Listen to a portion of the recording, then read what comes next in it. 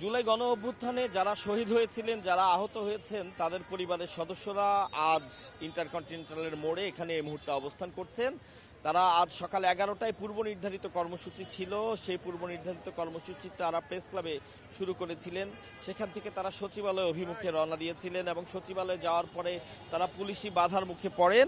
পরবর্তীতে তারা সেখানে দাঁড়াতে না পেরে বা অবস্থান নিতে না পেরে তারা বাংলা মোটরে এনসিপির যে কার্যালয়, সেই কার্যালয়ের সামনে আসেন এবং এখানে এসে তারা এনসিপির যে সকল নেতৃবৃন্দ আছেন তাদের সাথে যোগাযোগের চেষ্টা করেন, কিন্তু তারা বলেন যে তারা আসলে এনসিপির সে নেতৃবৃন্দের সাথে যোগাযোগ করতে পারেননি।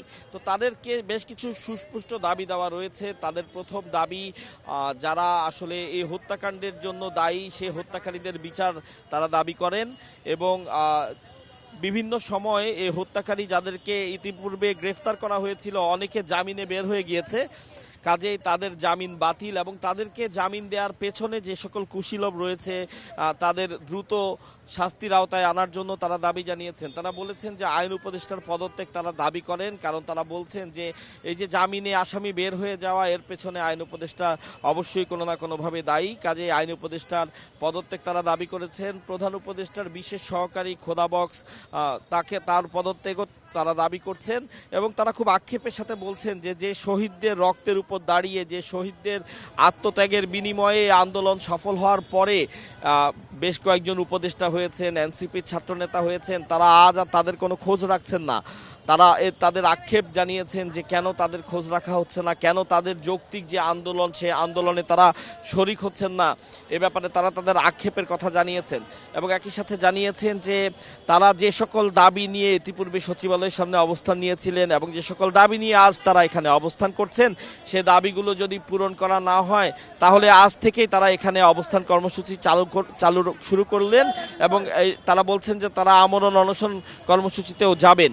তো আজ দেখতে পাচ্ছেন শহীদদের পরিবারের যে সকল সদস্যরা আজ এখানে এসে বসেছেন, তারা অত্যন্ত দুঃখের সাথেই বলেছেন যে তাদের তো আজ এখানে বসার কথা না। তাদের পরিবারের অত্যন্ত আপনজনদের রক্তের বিনিময়ে, জীবনের বিনিময়ে, আত্মত্যাগের বিনিময়ে দেশ তাদের বক্তব্য অনুযায়ী দ্বিতীয়বার স্বাধীন হয়েছে। সব মিলিয়ে তারা বলছেন যে যেহেতু আমাদের স্বজনদের আত্মত্যাগের বিনিময়ে দেশ স্বাধীন হয়েছে, কাজেই তাদের যারা হত্যাকারী ছিল তাদের বিচার কেন হচ্ছে না, দ্রুত বিচার করা হবে, এটি তাদের অন্যতম দাবি ছিল। কিন্তু এই দাবির নিয়ে তাদের একাধিকবার রাস্তায় নামতে হয়েছে এবং রাস্তায় নেমে পুলিশের সাথে সংঘর্ষের ঘটনাও ঘটেছে। তারা বলেছেন যে পুলিশের দ্বারা নির্যাতনের শিকারও তারা হয়েছেন।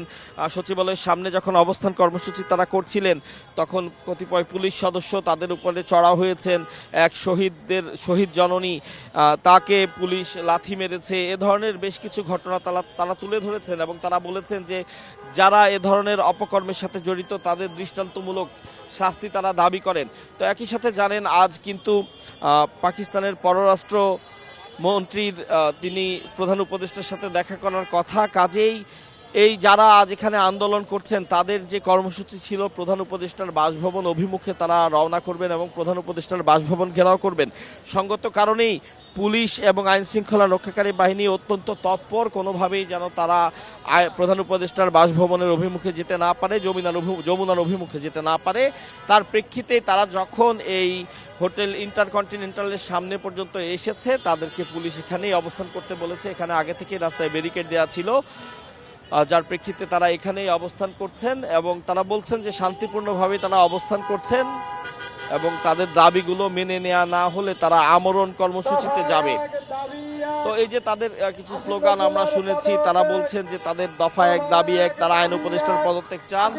তাদের দাবি আছে খোদা বক্স অর্থাৎ প্রধান উপদেষ্টার বিশেষ সহকারী যিনি, তার পদত্যাগ তারা দাবি করছেন।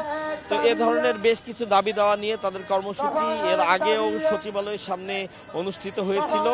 আজ পূর্ব নির্ধারিত কর্মসূচি ছিল, যে পূর্ব নির্ধারিত কর্মসূচি সকাল 11টায় শুরু হয়েছিল এবং এখন তারা এখানেই অবস্থান করছেন। তারা বলছেন যে তাদের দাবি মানা না হলে তাদের এই কর্মসূচি চলমান থাকবে এবং তারা আমরণ অনশন কর্মসূচিতেও যাবেন। এই ছিল হোটেল ইন্টারকন্টিনেন্টালের সামনে থেকে শহীদ পরিবার তাদের যে সকল সদস্যরা এখানে কর্মসূচি পালন করছেন তাদের কর্মসূচির সর্বশেষ তথ্য আমার কাছে।